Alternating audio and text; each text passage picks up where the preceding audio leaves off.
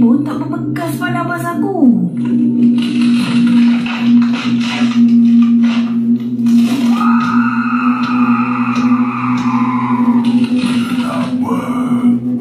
Kenapa kau tetap aku?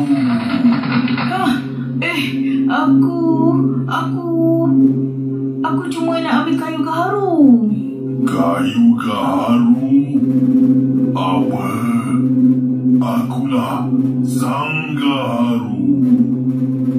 Buku-buku gaharu di sini ialah aku. Dan aku ialah pokok-pokok di sini. Tapi aku perlukan kayu gaharu. Ayahanda aku suruh aku dapatkan kayu gaharu. Pokok-pokok di sini semua dijaga aku. Aku tak akan benarkan sesiapa pun rosakkannya. Tolonglah, izinkan aku ambil sedikit kayu gaharu. Apa? Kau masih berkeras? Berani sungguh. Sudah, pergi kau dari sini. Tapi ayahanda aku. Degil betul budak ni. Pergi kau.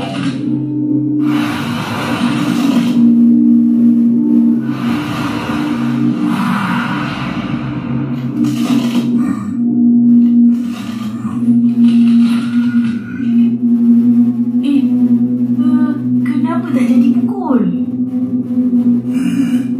Aku penjaga hutan ini sudah berjanji akan menjaga semua makhluk di sini dan tidak akan menyakiti mana-mana makhluk pun. Oh, jadi aku bolehlah ambil pokok gaharu ni. Degilnya kau. Aku kata tak boleh. Tak bolehlah. Ya, tapi aku tak boleh pergi dengan tangan kosong. Itu bukan masalah aku. Dah, pergi. Aku takkan pergi. Aku akan terus tunggu di sini sehingga kau benarkan aku mengambil kayu gaharu. Hati kau lah.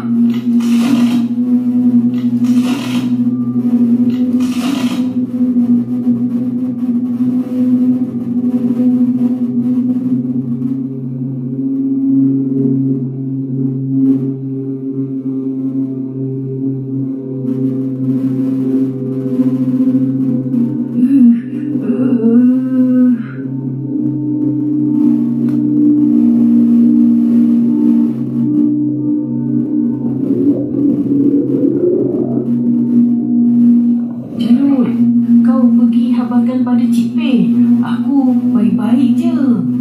Tapi kau kena keluar dari sini. Biarkan aku tunggu sendiri di sini.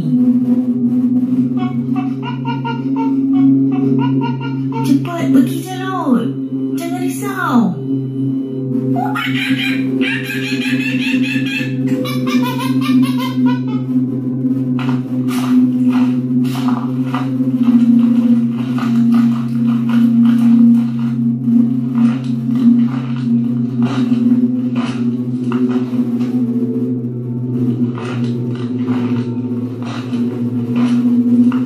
Jalut, mana Nadim? Nampaknya Nadim sudah berjumpa dengan sang gaharu. Ya Allah, selamatkanlah Nadim.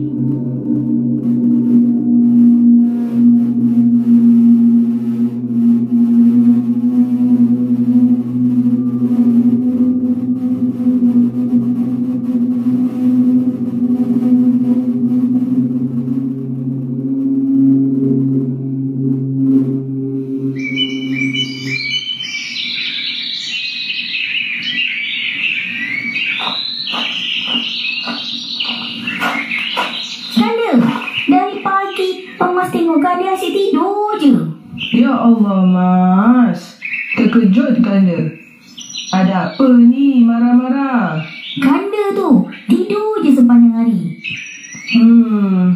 Tak ada apa nak dibuat. Tadi tidurlah. Tak ada apa.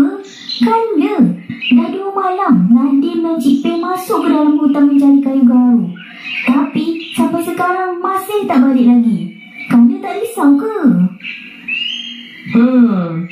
Memanglah risau.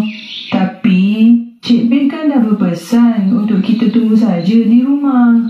Kanda yakin mereka baik-baik saja.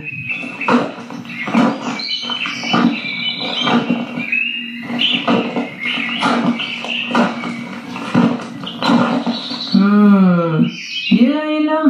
Bersiaplah. Mari kita pergi cari mereka. Mungkin mereka dalam bahaya. Ya, baiklah.